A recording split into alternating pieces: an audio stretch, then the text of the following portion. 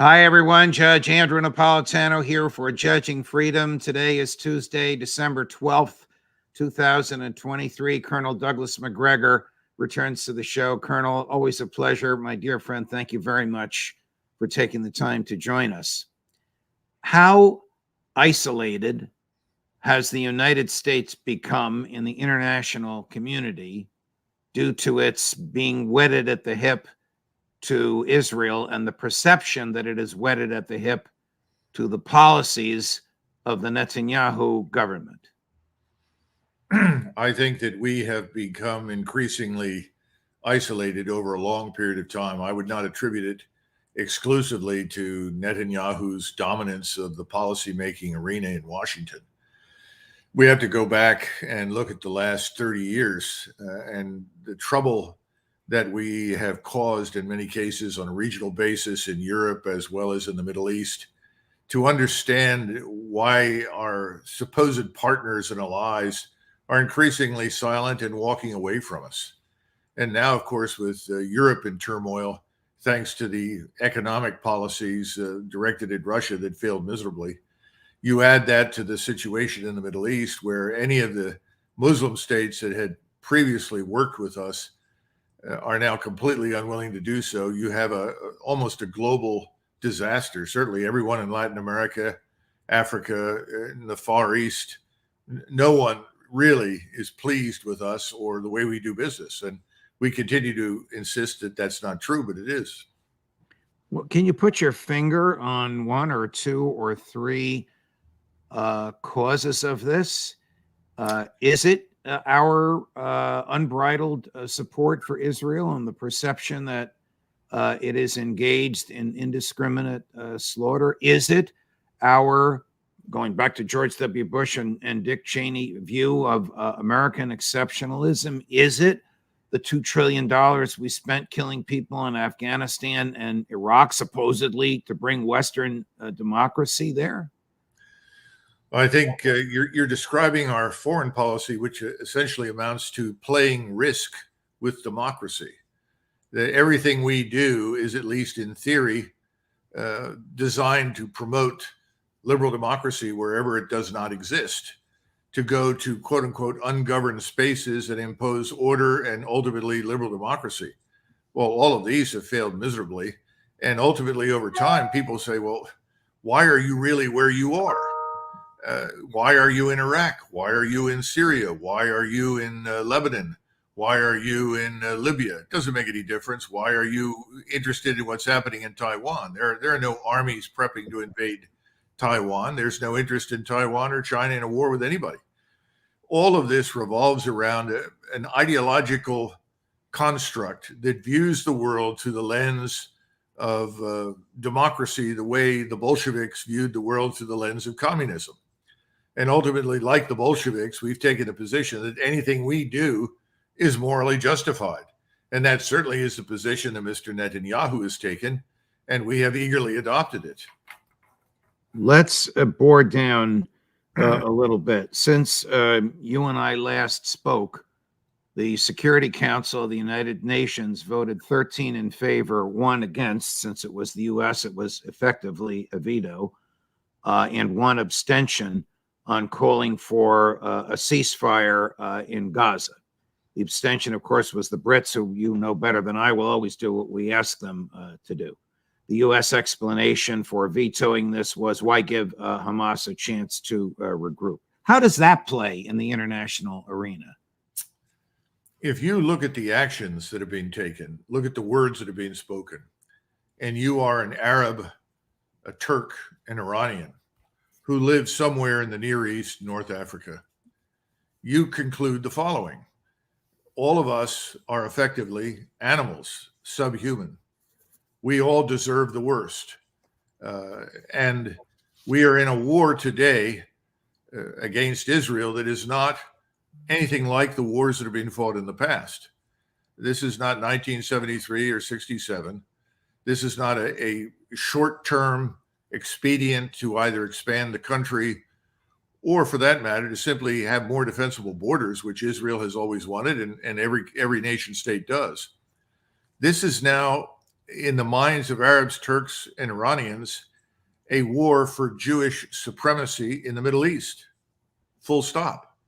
That's the war. If you are in our way, you die. There's no compromise, there is no negotiation, and there will be none.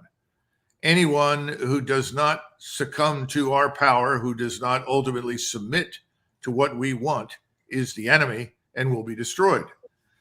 Now, this is enabled by the United States. Let there be no doubt about it. Remember, most of us in the United States, I include myself in this category, are very sympathetic to the Israeli state. We're sympathetic for reasons that go back 50, 60, 70 years.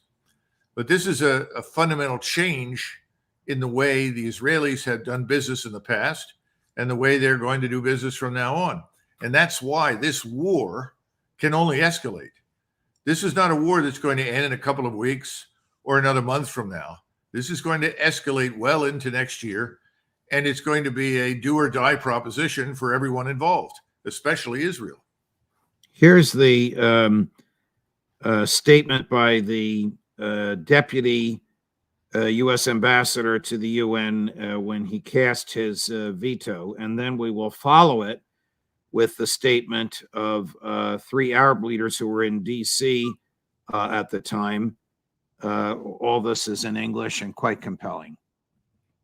Although the United States strongly supports a durable peace in which both Israelis and Palestinians can live in peace and security, we do not support this resolution's call for an unsustainable ceasefire that will only plant the seeds for the next war. We believe there is a moral obligation toward the international community to stop the killing of the Palestinian civilians. And it's the first time, at least in my lifetime, that I have seen that calling for a ceasefire became a controversial issue. I'm not sure how deep is the understanding here of what's happening on the ground in Gaza.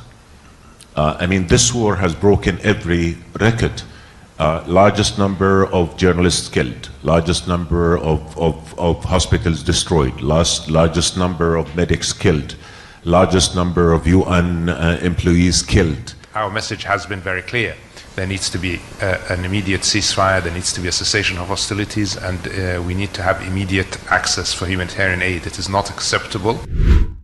Probably the opinions of 1 billion human beings who live in that part of the world. Well, here are a couple of things for consideration. The first is that our actions speak much louder than our words. We talk about a just peace for the Palestinians, a secure and just peace for the Israelis. That's not possible. We can't create it. We can't impose it. We've been compelled to choose sides. We've chosen the Israeli side. But in doing so, we did not set any limits on what the Israelis could or could not do. We simply unconditionally said, by all means, we support you. And we've sent, 15,000 bombs, precision munitions, including 100 2,000-pounders that can be lobbed at will by the Israelis wherever they like. We didn't say, we're only giving you so much. We're not going to support these kinds of actions. It's really unconditional support. So for us to talk about a just peace for the Palestinians in the minds of Arabs, Turks, and Iranians is essentially to say, we'll give you a just peace. It's called the cemetery. We'll give you the peace of the grave, and that's about it. Now, that satisfies the current government of Israel, but it puts us in a very difficult position globally as well as regionally. Now, the second point I want to make, and I think this is very important, there is a concept or a word in Arabic called asadiyah. This is a word you don't hear much anymore, but it's a word that refers to social cohesion, group solidarity, or unity of action. It is a word that was used by Ibn Khaldun, probably the most famous historian of the Middle Ages, who happened to have been an Arab from Tunis. His work had a profound impact on the West. Everyone from Toynbee to Oswald Spengler all studied and read his works. You could actually call him the father of modern historianism, if there's such a thing. And in it, he says, those who have not seen the power of Islam do not appreciate it. today we have historically viewed, and today we view Islam as weak, a loose grouping of states that are more interested in killing each other than they are in doing any damage to anyone else. There have been a few exceptions, but that's essentially the analysis. Assadiyya, however, is emerging in the Arab world. It's emerging because of this war for Jewish supremacy in the region that we are supporting. And it is bringing states and peoples into coalition now that historically have not cooperated in any meaningful way for centuries. I think we've reached this dramatic strategic inflection point. That's another reason why this war is not going to end anytime soon. There may be a lull, there may be pauses, but ultimately this regional coalition that is emerging is going to strike back with a vengeance unlike anything we've ever seen. What military benefit is there to the Israelis, military, Colonel, to the indiscriminate slaughter of civilians? Well, historically, the Israelis, when they did attack areas where terrorists had operated from, talked about, quote unquote, mowing the grass. In other words, we've got to go into the West Bank, we've got to go into southern Lebanon, we've got to go into Gaza, and we have to exact a price for what has been done. Well, this last attempt to destabilize and destroy Israel on the 7th of October was so horrific and so shocking and surprising that the Israelis have frankly reacted with something more than just vengeance. If this were simply an object lesson, if this were an attempt to restore deterrence, or what they think is deterrence, which is you kill some of us, we kill a lot more of you, we've long since passed that point. When you start talking about flattening Gaza, and effectively that's what's going on, driving out the population without regard to how many people are actually killed or not killed, and we've reached that point now where large numbers of people are simply being killed because they happen to be in the way of the flattening process. That's something well beyond mowing the grass, well beyond restoring deterrence, well beyond a simple object lesson. This is the message. We are supreme in this region. Challenge us and we will destroy you. And oh, by the way, right behind us, we have the United States Armed Forces, and those armed forces will be brought to bear against you. And it's one of the reasons I think the next step, frankly, as they finish flattening Gaza, is to turn on Hezbollah with the goal of ultimately bringing us in, because Hezbollah is a very large and powerful force. It's not going to be easily knocked out. In fact, I don't think it'll be knocked out at all. It can be damaged seriously, but the Israelis have already taken very heavy casualties. We don't know how many. I sent you a couple of things that came from Haaretz, the Israeli newspaper, and from a journalist who talked about 3,700 killed Israeli soldiers killed in Gaza. If that's true, that's a horrific number. Those are higher losses than Israel has ever taken in any of its wars. And given the small population of a little over 6 million Jews who serve in the IDF, that's not a minor issue in Israel. That means that your neighbor, certainly, or your neighbor who's one or two doors down from you, has lost someone. But I think the fact that they can call upon us to step in is enormously important. And I think that Mr. Netanyahu wants to exploit this while he can, because again, and we've talked about this before, most Americans are watching football. Most Americans are trying to figure out who Taylor Swift is dating next week. They're not paying attention to this, just as they ignored Ukraine. And the Ukrainian war was a war not quite, but close to something on the scale of the Korean War or World War II. And we effectively just continued to play and ignore what was happening and essentially told the government, well, you do whatever you think you have to do. And I don't think most people ever believed all the ridiculous assertions about Russian aggression and Russian threats and so forth, but they just don't care. Well, right now, the theater has shifted to the Middle East. The images that are coming out are much less easily controlled, much less easily suppressed. They're reaching us, they're reaching everyone in the world, and Americans are just beginning to say, gee, look at that. Isn't that awful? At some point, and I don't know when this is, there will be a growing majority opinion that this is enough. It has to stop and it can't go on. I don't know when that happens, but when it does, I think Mr. Netanyahu fears that he'll lose the kind of access to our military power and support that he wants to use to the maximum extent possible right now. You spoke earlier about the aid that we give them, which is unconditional. There's no strings on it. I would argue, now I'm on the legal side, and there's no court of law here. It's a moral judgment as much as it is a legal one, that when we knowingly give them instruments with which they carry out obvious war crimes, we are as morally and legally complicit as they are. I asked Max Blumenthal not too long ago, what would Joe Biden have to do to stop this? Here was Max's response. Well, the Biden administration could end the occupation of Palestine tomorrow. They could have a Palestinian state while we're doing this live stream.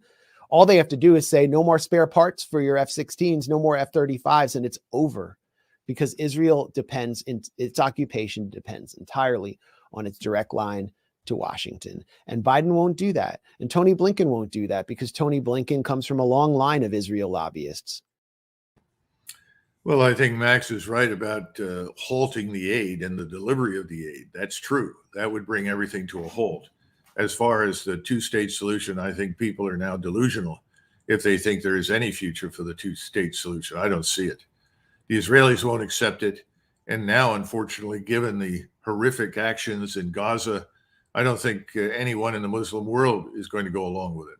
And here again, we got to go back and understand the governments sitting in Cairo, in Amman, in Jordan, even in Damascus, in Lebanon, Iran, Turkey, Saudi Arabia, the Emirates, doesn't matter.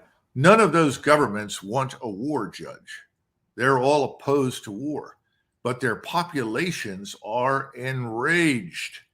We talk a lot about democracy, but we don't practice it, obviously. Yeah. And what you've got in the East is a wave, democratic wave, if you will, of support for all-out war against the Israeli state.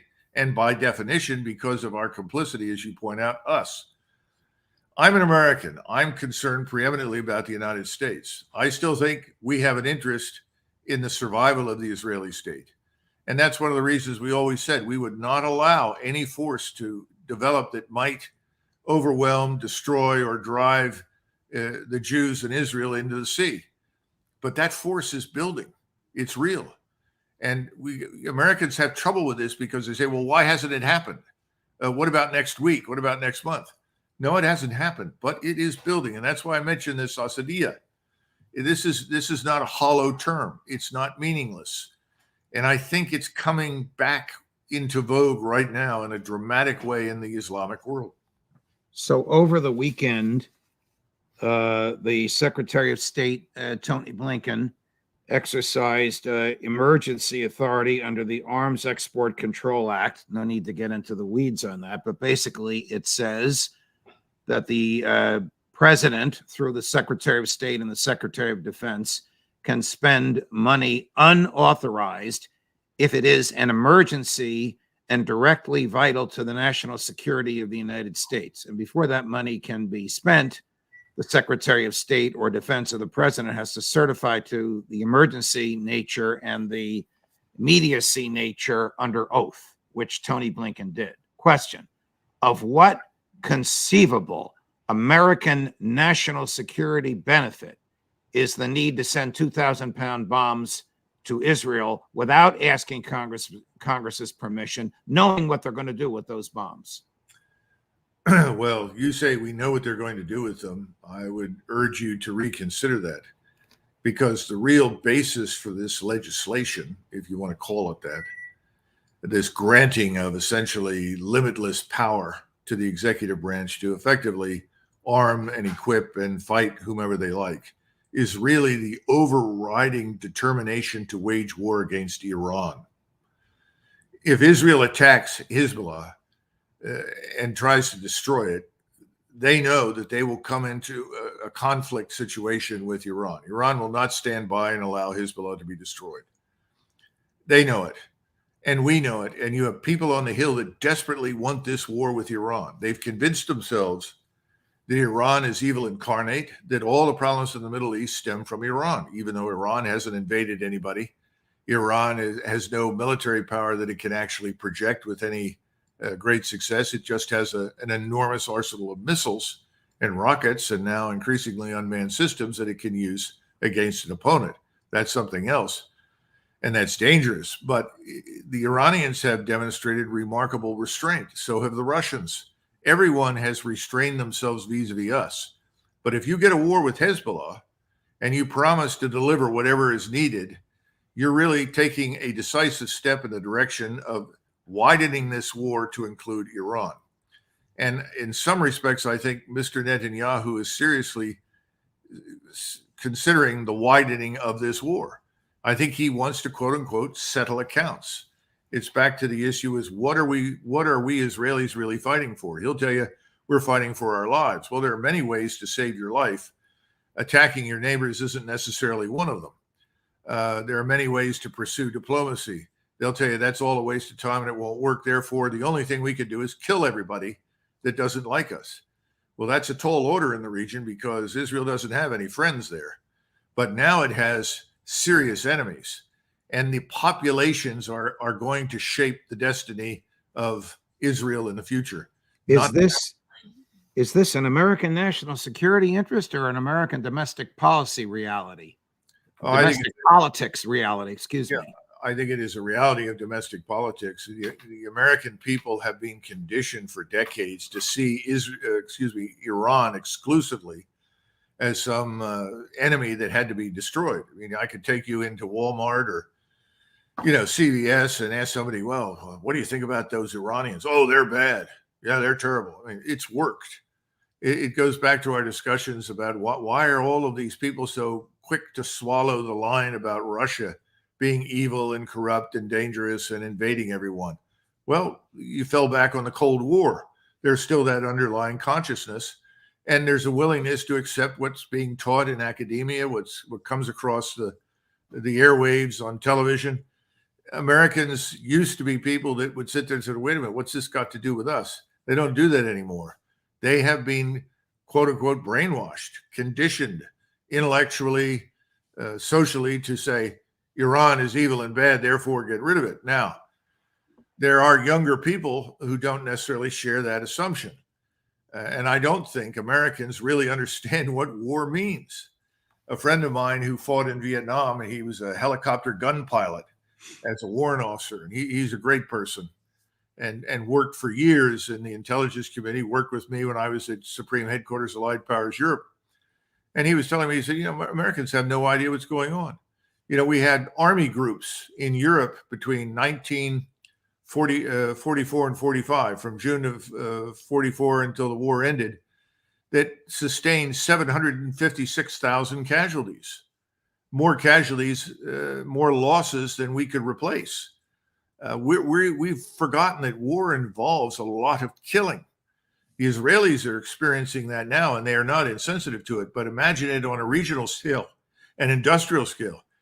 We lost 19,000 casualties a month from June of 44 until the Battle of the Bulge broke out, and then it went up to 100,000 a month. I'm just talking about American forces in Europe.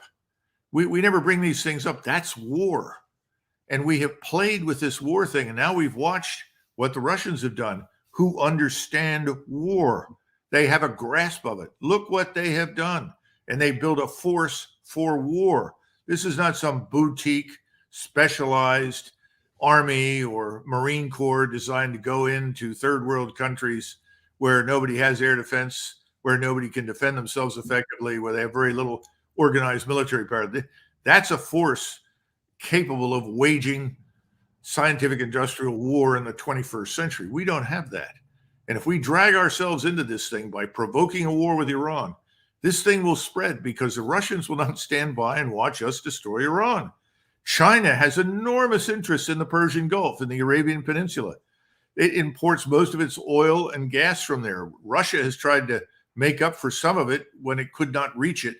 But today, it's impossible to feed the Chinese industrial machine without the Persian Gulf, without the Middle East. They are not going to stand by and watch us annihilate Iran. And we've talked before about the Turks. The Turks are, that nation is ready to fight. Mr. Erdogan has talked himself into a real corner, in my judgment, because people there are enraged and ready to fight. This is a large gasoline storage site that simply needs the right match at the right time and the right location, and it will blow up. That's the problem. I want to talk with you later in the week about Russia, Ukraine, and about China. But before we finish today, and thank you for that superb analysis of where we stand, here's a clip from a former colleague of yours, Colonel Lawrence Wilkerson, who shares your views and my views on nearly all these things, being pretty critical about Prime Minister Netanyahu. I wonder if you agree. Since Netanyahu took over, indeed, probably since Ronald Reagan had to really bash the Israelis when they went into Lebanon in 1982. But it's certainly been their policy since Netanyahu took over. He is the most draconian leader Israel has had in its short history since 1948. How do you see this? He is de Fuhrer. He is de Fuhrer. Wow. Fair? Well, that may be true. And I don't think at this point it's terribly relevant, because this situation has moved well beyond Mr. Netanyahu. The forces in play now will not be easily arrested. They will not be contained. The so-called genie is out of the bottle. Even if Netanyahu were to go for domestic political reasons, your view is the genie stays out of the bottle. Yes, I think we're in a position now that I tried to describe in the regional sense with all of the Islamic world. And I don't see an easy way through this at this point. If we were to stop supplying the Israelis, that might have an impact in the short term, but in the long term, their strategic position now requires support, or they will go out of existence. And even with our support, potentially in the next 12 months, given what I see emerging on the horizon, that may be very questionable. Colonel, thank you very much for your time. I think you're going to come back. I hope so later this week. I want to talk about Russia and Ukraine and China's silently getting involved in this while people on Capitol Hill are beating the drums for war in Taiwan. We'll talk about that when the time comes. Thank you very much, Colonel. All the best. Thank you, Judge. Wow, what a terrific and terrifying analysis. Coming up later today, Colonel Karen Kwiatkowski, Matthew Hohen at 4:30 this afternoon, Scott Ritter. We're at 247,000 subscriptions. Our goal is 250,000 by Christmas. You've been so generous. I think we're going to hit that goal by late this week or early next week. But thank you very much for subscribing. And if you haven't, please do. And if you're at cocktail parties or wherever this season, say, hey, take a look at that judge. It's something different. It's a version of events the government doesn't want you to hear. Judge Napolitano for Judging Freedom.